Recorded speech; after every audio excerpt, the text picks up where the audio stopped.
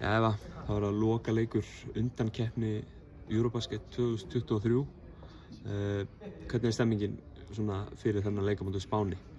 Stemmingin bara mjög góð, bara held ég alla búin að hvílast núna eftir að hafa verið komin heim og já, bara spenntur að gera betur heldur en seinasta móti þeim.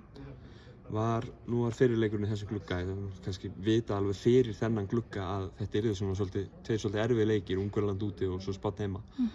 Hvernig finnst þér liðið vera að koma undan þessu tapi út í Miskolc?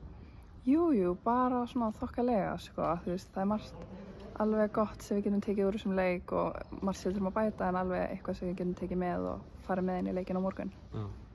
Nú eru þið að spila í annað skiptið á móti þessu sterka spænska liði.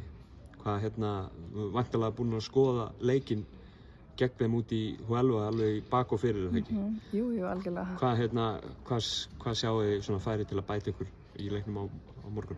Við þurfum kannski bara að vera fysikal allan leikinn og vita það að við erum ekkert að fara inn að hoppa á móti þeim í frákvöstum, við þurfum að stíga út og vera bara fysikal. Gerðu það ansi vel á móti Ungverjalandi núna úti í Ungverjalandi.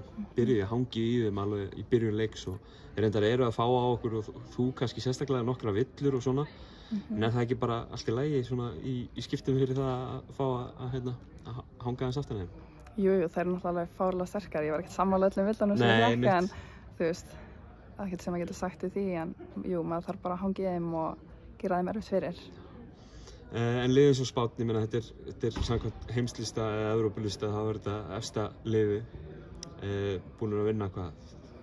Þrjú af síðustu 4 Eurobasket bara gullið sko. Þú veist